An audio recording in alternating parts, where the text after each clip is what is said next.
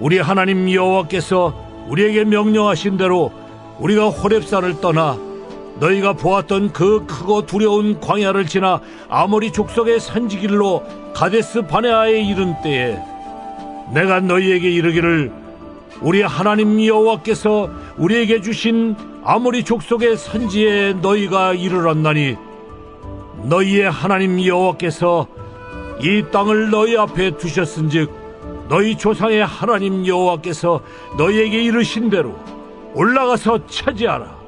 두려워하지 말라.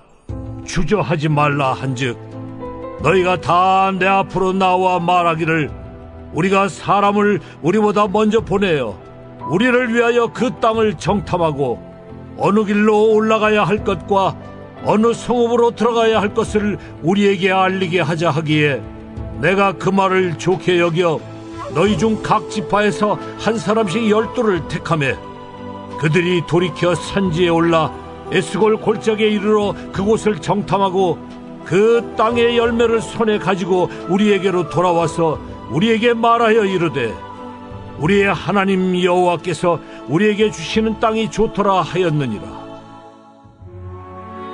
그러나 너희가 올라가기를 원하지 아니하고 너희의 하나님 여호와의 명령을 거역하여 장막 중에서 원망하여 이르기를 여호와께서 우리를 미워하심으로 아모리 족속의 손에 넘겨 멸하시려고 우리를 애굽 땅에서 인도하여 내셨도다. 우리가 어디로 가랴?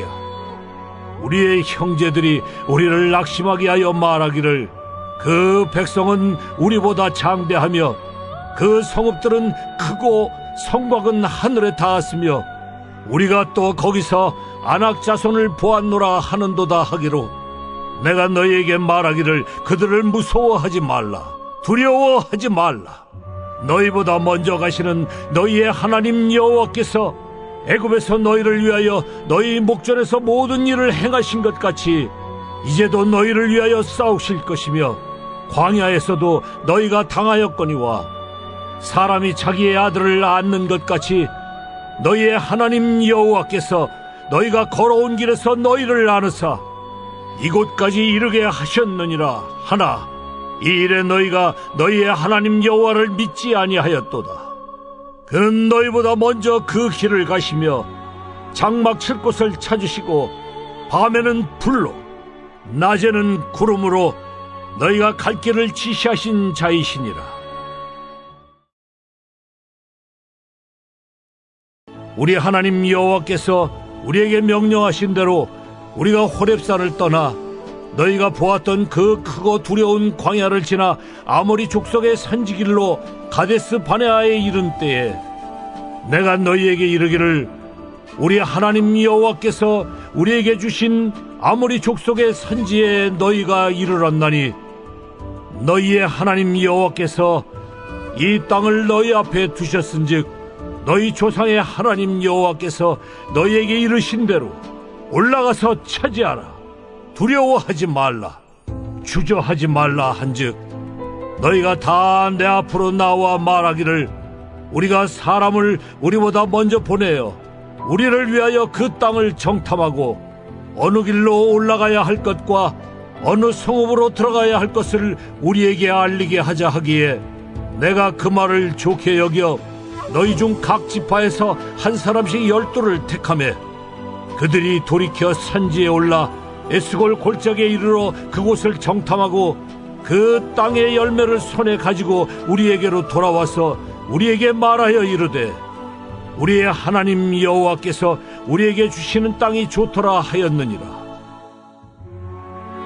그러나 너희가 올라가기를 원하지 아니하고 너희의 하나님 여호와의 명령을 거역하여 장막 중에서 원망하여 이르기를 여호와께서 우리를 미워하심으로 아모리 족속의 손에 넘겨 멸하시려고 우리를 애굽 땅에서 인도하여 내셨도다.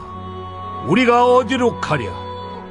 우리의 형제들이 우리를 낙심하게 하여 말하기를 그 백성은 우리보다 장대하며 그 성읍들은 크고 성곽은 하늘에 닿았으며 우리가 또 거기서 아낙 자손을 보았노라 하는도다 하기로 내가 너희에게 말하기를 그들을 무서워하지 말라.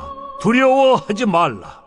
너희보다 먼저 가시는 너희의 하나님 여호와께서 애굽에서 너희를 위하여 너희 목전에서 모든 일을 행하신 것 같이 이제도 너희를 위하여 싸우실 것이며 광야에서도 너희가 당하였거니와 사람이 자기의 아들을 낳는 것 같이 너희의 하나님 여호와께서 너희가 걸어온 길에서 너희를 낳으사 이곳까지 이르게 하셨느니라 하나 이 일에 너희가 너희의 하나님 여호와를 믿지 아니하였도다.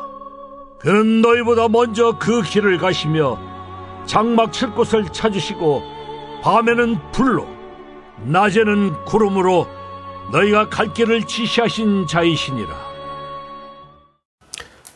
사랑하는 화평가족 여러분, 사랑하고 축복합니다. 오늘은 화요일 생명의 삶 큐티를 나누는 시간입니다.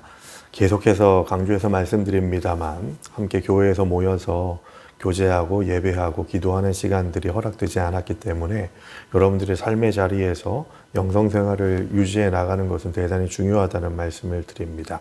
큐티책이 없으신 분들은 영상을 의지하셔야겠습니다만 그저 이렇게 지나다니면서 듣는 것보다도 구별된 시간을 통해서 이 영상을 이용하시기를 부탁을 드리고 큐티책이 있으신 분들은 미리 성경 본문에 집중하셔서 최소한 영상에서 제 말씀을 전하기 전에 2번 반복해서 영상이 말씀으로 안내되기 때문에 꼭 말씀 중심, 성경 본문 중심의 큐티를 감당하시기를 부탁을 드립니다. 자, 오늘 화요일 3월 24일 주제는 주님 약속을 믿지 못하면 부정적인 말을 믿습니다 라고 하는 제목입니다. 아주 시사하는 바가 크고 우리들에게 주는 메시지가 아주 강력하다고 봅니다. 출애굽 여정 가운데에서 이스라엘 민족들이 원래는 하나님께서 40년 광야 생활을 준비하신 것이 아닌데 1년 7개월 정도가 돼가지고 시내산에서 율법을 받고 가데스 바네아라고 하는 아주 큰 오아시스에서 주둔을 하게 되죠. 거기에서 하나님께서 테스트를 하시는 겁니다. 테스트를 하시는데 어떤 테스트입니까? 지파별로 12명, 한 명씩 12명의 정탐꾼들을 선별을 해서 가나안 땅에 정탐을 보냅니다. 정탐을 보내고 돌아와서 그들이 어떤 말을 하는가를 테스트하신 것이죠. 그래서 10명의 아시는 바와 같이 10명의 정탐꾼은 좋은 땅이긴 하지만 그 땅에 가면 우리는 죽는다. 안악자손들, 거인족들도 있고 철병거를 가진 헤브론 족속들도 있고 우리가 상대할 만한 사람들이 아니다 하는 생각으로 하나님을 원망하고 불평하고 심지어는 하나님이 우리를 미워하셔서 여기서 죽게 하려고 여기까지 데리고 왔다 하는 식의 생각들을 펼치게 되죠. 여호수아와 갈렙은 믿음의 생각을 합니다. 저들은 우리의 밥이다. 우리는 저들에 비하면 메뚜기다라고 하는 10명의 정탐꾼의 이야기를 뒤집고 우리는 저들이 메뚜기가 아니라 저들이 우리의 밥이다라고 하는 믿음의 고백을, 신앙 고백을 여호수아와 갈렙이 하지만 이스라엘 민족들은 10명의 정탐꾼의 말을 듣게 됩니다. 그 과정들에 대해서 다시 상기시키면서 모세가 말씀드렸죠. 고별설교, 유언과도 같이 이 가나안 땅에 들어가기 직전에 있는 출애굽 2세대들에게 너희는 이렇게 살아야 된다라고 하는 그런 메시지를 전달해 주는 의미가 바로 신명기서라고 말씀을 드렸습니다. 그래서 과거에 있었던 그 12명의 정탐꾼 사건을 회상하면서 그 과정들 속에서 이제 너희가 이런 잘못을 또 반복하면 안 된다라고 하는 의미로 말씀을 주고 있음을 우리가 기억하면서 오늘 본문의 말씀을 함께 보기를 원합니다. 자, 그러면 본문 해설 첫 번째 함께 읽도록 하겠습니다. 가나안 땅 정탐. 제가 읽겠습니다. 같이 읽으시기 바랍니다. 새로운 땅을 향해 나아갈 때 필요한 것은 현장 답사뿐 아니라 그 땅을 향한 믿음의 시선입니다. 이스라엘 백성은 시내산을 떠나 바란 광야의 가데스 바네아에 도착합니다. 그곳은 아모리 산지로 통하는 가나안의 남쪽 경계 지역입니다. 거기서 그들은 가나안의 도로망과 성읍의 상황을 파악하기 위해 각 지파에서 한 명씩 선발해 12명의 정탐꾼을 보냈습니다. 이러한 정탐은 불신 행위가 아니라 전쟁의 승리를 위한 정당한 준비로도 볼 수 있습니다. 땅을 둘러본 정탐꾼들은 하나님이 주시는 땅이 좋다고 보고했습니다. 그들이 가져온 거대한 과일 꾸러미는 하나님의 약속이 사실임을 보여주는 증거입니다. 우리에게 필요한 것은 새로운 땅을 믿음의 시선으로 바라보며 하나님이 보이신 증거를 믿고 담대히 전진하는 것입니다. 약속의 땅은 오직 믿음으로 들어가기 때문입니다. 이 이스라엘 민족들이 가지고 있었던 잘못된 생각은 무엇이냐 하면 하나님이 예비해 주신 땅은 그 어떤 사람들이 살고 있는 아주 좋은 땅이면 땅일수록 다른 사람들이 살고자 하는 그런 열망이 있는 땅이 아니었겠습니까? 좋은 땅일수록 사람들이 많이 모여서 살 것이고 가나안 땅도 마찬가지로 많은 가나안 족속들이 살고 있었던 땅입니다. 그런데 아무렇지도 않게 우리가 가서 거기서 살겠다 하면 알겠습니다 하고서 피해주는 것을 생각하면서 출애굽을 했던 것이 아닌가 생각을 해봅니다. 이렇게 고생해가지고 여기까지 왔는데 또 전쟁까지 하면서 거기를 얻어내야 돼 하는 그런 생각들을 가지지 않았을까 하는 생각이죠. 물론 그 모든 일들에 하나님이 함께 하십니다. 이스라엘 민족들이 가나안 땅에 들어가 가지고 요단강을 건너서 제일 먼저 전투를 했던 그 전투가 바로 여리고성 전투였죠. 이 가나안 땅에 있는 성 가운데에서 가장 철옹성이었습니다. 가장 견고한 성이고 큰 성이었는데 그 성을 아무런 창이나 칼을 휘두르지 않고 함락하는 일들을 먼저 하게 하시죠. 먼저 경험하게 하십니다. 그 의미가 대단히 중요하다고 제가 여러 번 강조해서 말씀드렸는데 이 전쟁은 나에게 속한 것인데 그렇다고 해서 너희가 아무것도 안 하고 그냥 따라오기만 하면 되는 것이 아니라 나를 믿고 순종하게 되면 너희가 승리하리라 라고 하는 그런 메시지를 강력하게 주시는 것이죠.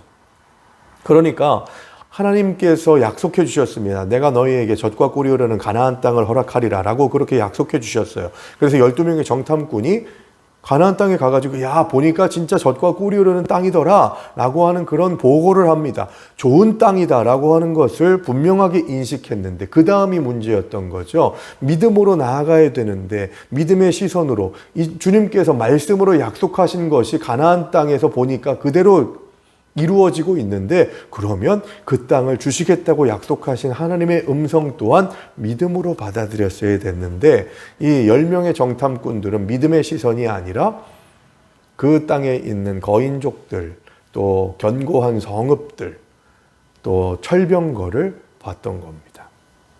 어디 이스라엘 민족들이 자신들이 강력하고 얻을만 해가지고 누린 것들이 몇 개나 되겠습니까? 다 하나님의 은혜 아니겠어요?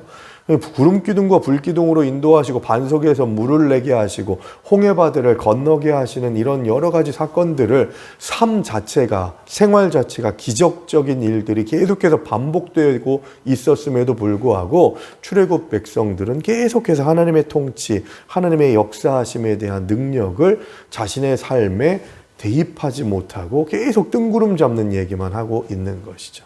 12명의 정탐꾼을 보내신 것, 그래서 그들을 테스트하셨는데 이스라엘 민족들은 그 테스트에서 통과하지를 못합니다. 그래서 1년 7개월 만에 가나안 땅에 들어갈 수 있는 헤브론 산지 바로 밑에 가데스 바네아가 있는데 그냥 위로 그냥 북쪽으로 조금만 올라가게 되면 가나안 땅에 들어가는 거였거든요. 그런데 거기에서 10명의 정탐꾼들의 말을 듣게 되고 거기에서 다 없애버리겠다 하는 그런 진노의 메시지를 하나님께서 베푸십니다. 왜 그렇게 진노하셨는가? 그것을 우리가 생각해야 되죠. 이 가나안 땅에 있는 아낙 자손들을 보고 가장 두려워했습니다. 10명의 정탐꾼들이요.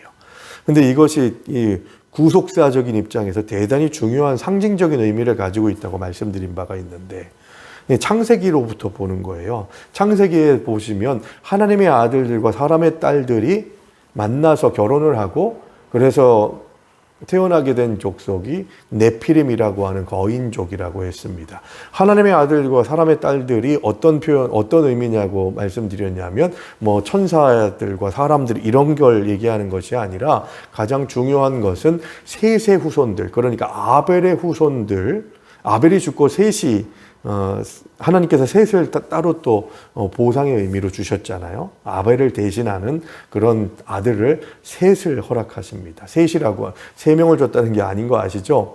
그래서 셋째를 셋이라고 하는 아들을 주십니다. 가인의 족속, 그러니까 하나님을 예배함으로 인해서 하나님을 기쁘게 해드리지 못하는 족속, 믿음 없는 족속들, 아벨의 후손들과 가인의 후손들이 만나서 결혼을 해서 네피림이라고 하는 그런 종족이 나왔는데 그 종족이 거인족들이에요. 또 창세기 11장에 보시면 바벨탑을 쌓게 되는데 바벨탑을 주도적으로 쌓았던 종족의 이름이 니므롯이라고 하는 이름의 종족들인데 그들도 또한 거인족입니다. 거기다가 다윗이 왕으로서의 역할을 감당하기 위해서 첫 번째로 했던 일이 뭐였냐?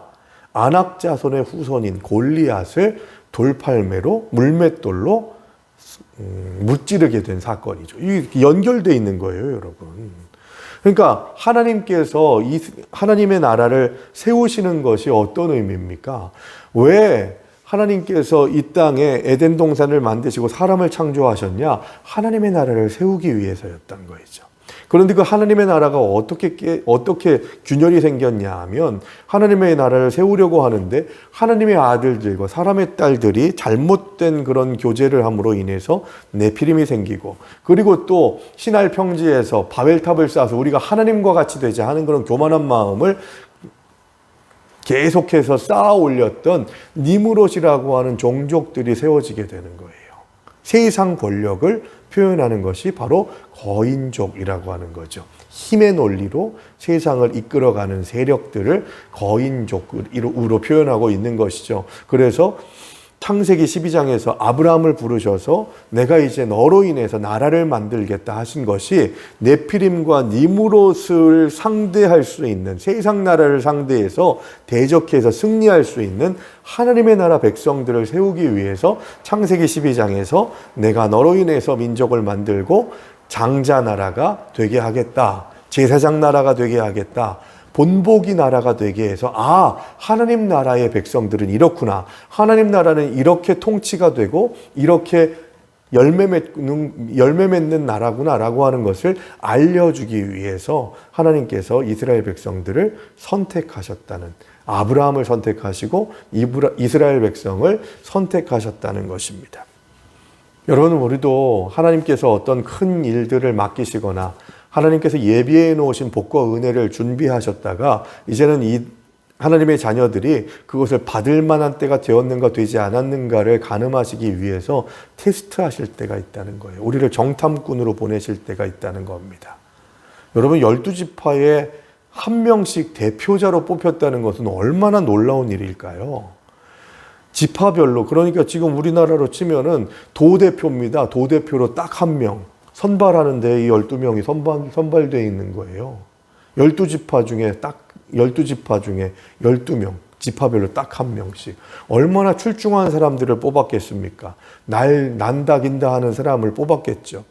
그런데 여러분, 우리는 무엇보다도 하나님의 일을 감당하려면 키가 장대하고 외모가 수려하고 언변이 뛰어나고 지식을 가지고 있는 것이 많고 이런 것들이 중요한 것이 아니라 내가 믿음의 시선으로 하나님의 예비해 주시는 그 길을 걸어갈 수 있느냐, 그 보여주시는 것들을 믿음의 시선으로 볼 수 있느냐, 그것이 중요한 것입니다.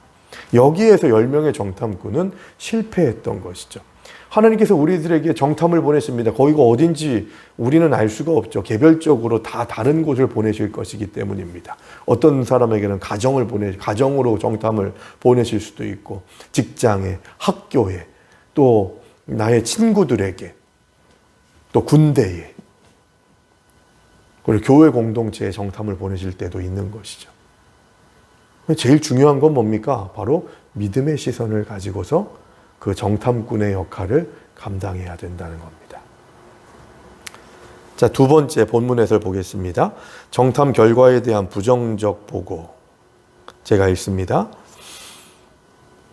부정적인 말은 공동체에 악한 영향을 끼칩니다. 가나안 땅이 좋다고 한 정탐꾼들 중 10명은 곧 부정적으로 변했습니다. 각 지파에서 선발된 요원들이었음에도 그들은 견고한 요새와 장대한 사람들에게 압도당해 약속의 땅을 악평했습니다. 부정적인 말을 들은 백성은 낙심해서 하나님을 원망하고 불평을 쏟아냈습니다. 모세는 출애굽의 기적을 기억하고 광야에서 인도하신 하나님을 신뢰하자고 호소했지만 비관론을 잠재우지 못했습니다. 부정적인 말, 불신의 말은 공동체를 무너뜨리는 악입니다. 성도는 어떤 상황에서도 하나님 약속을 믿고 흔들리지 말아야 합니다. 여러분 어떻습니까? 공동체를 세우는 그 말과 행동, 그것은 믿음에서 시작합니다. 하나님을 바라보는 믿음, 그 믿음의 시선이 흐트러지게 되면 불평하고 불만하게 되어 있는 것이죠. 하나님이 약속하신 것은 가나안 땅을 좋은 땅으로 예비해 두겠다고 말씀하셨죠. 그것이 이루어졌습니다. 그런데 그 땅에 대한 환경과 상황을 보게 되다 보니까 불신하게 되는 거예요. 하나님을 믿지 않고 불신하게 되면 불평하고 오해하고 반목하게 되어 있는 것입니다. 바꿔서 말하면 40년 동안 광야 생활했던 그 자리가, 그리고 가데스 바네아까지 올 때까지 이스라엘 민족들이 광야길을 걸어왔죠. 홍해바다를 건너고 난 다음에 출애굽기에 보시면 3일 밤낮을 걸어가다가, 물론 3일 밤낮을 그렇게 걸어가는, 사막을 걸어가면 얼마나 힘들었겠습니까? 그런데 홍해바다를 건너는 놀라운 기적적인 사건을 경험하고 난 다음에 3일 만에, 예수님께서는 3일 만에 부활하시는데 이스라엘 민족들은 3일 만에 모세를 따져 묻고 하나님을 원망하면서 마라의 쓴물 사건을 드러내게 되는 것이죠. 물론 목이 마르는 것, 광야에서 사막에서 마실 물이 없어가지고 고통스럽게 걸어가고 힘들어하는 것 얼마나 힘들었겠어요. 고통스러웠겠습니까? 그런데 중요한 것은 그들의 삶의 상황들이 항상 여건이 좋지 않았던 것이죠. 광야에서의 시간들이 얼마나 힘들었겠습니까? 그런데 주님께서는 옷이 헤어지지 않고 신발이 떨어지지 않게 하시는 은혜를 주셨고, 만나와 메추라기를 허락하셨고, 때에 맞는 은혜를 허락하셨기 때문에 이스라엘 백성들은 주어진 상황이 유리하건 불리하건 좋건 나쁘건 이런 게 중요한 것이 아니라 하나님만 신뢰하게 되면, 하나님을 의지하며 나아가게 되면 하나님께서 이끌어 주시고 인도해 주신다고 하는 확신을 갖게 되는 것이죠. 여러분, 믿음 없는 말과 행동은 항상 불평과 불만으로 이어지게 됩니다. 불평과 불만은 나 혼자서만 끝나는 것이 아니라 그것이 표현이 되게 되고, 그것을 듣는 자들도 마찬가지로 불평하고 불만하는 씨앗을 그들의 마음에 심어주게 되는 것이죠. 그래서 불평하고 불만하는 그런 표현들보다는 덕스러운 말들, 모든 것을 다 그냥 좋습니다, 좋습니다 이러라는 얘기가 아니라, 같은 말도 쏘는 말, 정죄하는 말, 판단하고 아프게 하는 말이 아니라 품어주고 격려하고 기다려주는 말들로 덕스럽게 헌신하는 자들이 되어야 하는 것이죠. 그러려면 하나님을 믿는 믿음이 있어야만 우리의 말도 행동도 그렇게 옳게 선하게 나아갈 수 있게 되는 것입니다. 내 주장을 그냥 계속 펴려고 하면, 내 주장을 가지고 누군가를 이기려고 하면 공동체에서는 불평과 불만이 있을 수밖에 없는 거예요. 내가 이겼다 하는 그런 생각을 갖게 되면 누군가는 져야 되는 것 아닙니까? 대화도 마찬가지입니다. 내가 이기는 대화를 하려고 하면 그것이 관철되더라도 상처받는 일들이 일어나게 됩니다. 이기는 대화가 아니라 화합하고 합력하는 대화가 필요한 것이죠. 서로 존중해주고 인정해주고, 또 어떤 때에는 좀 불편하더라도 기다려줄 수 있는 그런 마음가짐이 있게 될 때 하나님께서 기뻐하시는 의의 열매들, 사랑의 열매들을 맺을 수가 있는 것이죠. 그런 점에서 묵상 에세이를 좀 보길 원합니다. 지기 위한 씨름이라고 하는 건데요. 중간 부분부터 제가 좀 읽어보도록 하겠습니다. 이런 내용입니다. 하나님을 찾는 이유가 하나님께 지기 위해서입니까? 아니면 이기기 위해서입니까? 미운 사람을 꺾어놔야겠다라고 생각하며 예배하십니까? 아니면 제가 꺾이게 하소서라고 기도하며 예배하십니까? 우리가 이길 수 없는 시험은 하나님을 바라보게 하고 그분을 의지하게 합니다. 시험을 통해 우리는 우리의 삶을 인도하실 하나님을 기대하게 합니다. 하나님은 그분 능력으로 우리를 붙잡아 주십니다. 우리가 서로 넘어지더라도 하나님은 우리를 일으키는 소망이 되십니다. 40년간 광야 생활을 했던 이스라엘 백성을 기억하고 역사의 거울로 삼읍시다. 넘어졌더라도 절망에 빠져 있지 맙시다. 여전히 우리를 붙잡아 주시는 하나님의 은혜에 힘입어 다시 일어납시다. 어떻습니까, 여러분? 내가 이기기 위해서, 하나님까지도 이기기 위해서 기도의 자리로 나아가고 예배의 자리로 나아가고 공동체 안에서도 내가 다 이겨야 돼 하는 그런 생각을 가지게 되는 것은 하나님 앞에서 교만한 일이라는 것을 생각해야 합니다. 10명의 정탐꾼이 그렇게 잘못된 판단을 하고 생각을 하게 된 것이 뭡니까? 내 입장에서 내가 받아들일 만하고 내가 편하게 갈 만한 길이 열려야 되는데 이거 가려면 너무 빡셀 것 같은데, 너무 힘들 것 같은데, 왜 죽을지도 모르겠는데 하는 그런 생각을 가지고서 불신하는 마음, 하나님을 믿고 신뢰하지 않는 마음이 생기게 되다 보니까 이런 문제가 더 커지게 되는 것이죠. 그러므로 믿음의 시선으로, 믿음의 마음으로 하나님의 길을 보게 될 때 어떤 어려움과 위기도 불평과 불만이 아니라 신뢰와 확신과 감사의 고백으로 나아갈 수 있게 된다는 것이죠.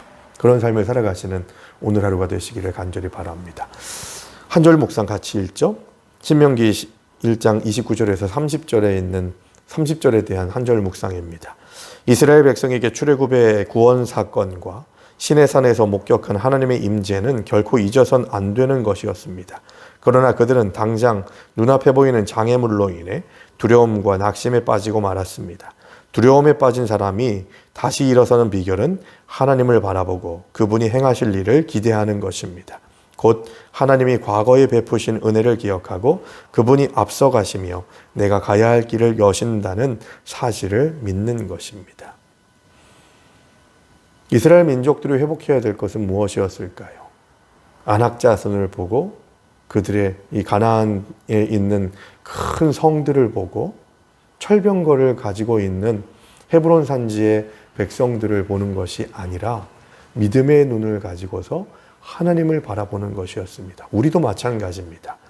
우리의 상황이 어떻건 여건이 어떻건 간에 하나님을 신뢰하는 가운데 하나님을 바라보면 하나님께서 그 모든 일들을 선하게 이루어 준다는 확신을 가지고서 오늘 하루 살아가시기를 간절히 원합니다. 코로나19 상황을 극복하기 위해서 여러분 더 좀 답답하시겠지만 힘내주시고 속히 예배드릴 날이 올 수 있도록 기도해 주시기를 부탁을 드립니다. 함께 교회에서 예배드릴 날을 말이죠. 제 개인적인 기도의 내용은 이렇습니다. 같이 모아서 기도해 주시기를 부탁을 드립니다. 4월 첫째 주가 종려주일입니다. 그리고 종려주일 다음 월요일부터 토요일까지가 고난주간 특별 새벽 기도회인데 그 월요일, 고난주간이 시작되는 월요일이 바로 아이들이 개학하는 기간으로 공지가 된 날입니다. 저는 개인적으로 아이들이 개학을 하게 될 때 그때 코로나 상황이 좀 정리가 되는 상황이 아닐까 하는 그런 생각입니다. 그래서 그때를 우리가 모이는 시간으로 함께 결단하고 선포하면서 기도할 수 있게 되기를 바랍니다. 그리 아니하실지라도 그 더 뒤로 미뤄질 수 있을지 어떨지 모르겠지만 저는 제가 가지고 있는 마지노선은 종려주일까지, 그래서 아이들이 학교에 등교하게 될 때는 같이 교회에서 모이는 날이 될 수 있게 되기를 간절히 바라면서 기도하며 준비하고 있거든요. 같이 힘을 모아서 기도해 주시기를 부탁을 드리고 그렇게 함께 기대하는 마음으로 하루하루를 이겨내시기를, 승리하시기를 주님의 이름으로 축원합니다. 오늘의 기도로 큐티 마치겠습니다. 좋은 것을 주시는 하나님의 사랑을 의심하며 원망과 불평을 쏟아낸 불신앙을 용서하소서. 사람의 말이나 상황에 흔들리지 않고 늘 앞서 행하시는 미쁘신 하나님만 의지하기 원합니다. 거대하게 보이는 세상을 두려워하지 않고 말씀대로 정복하는 믿음의 용사 되게 하소서. 예수님의 이름으로 기도드립니다.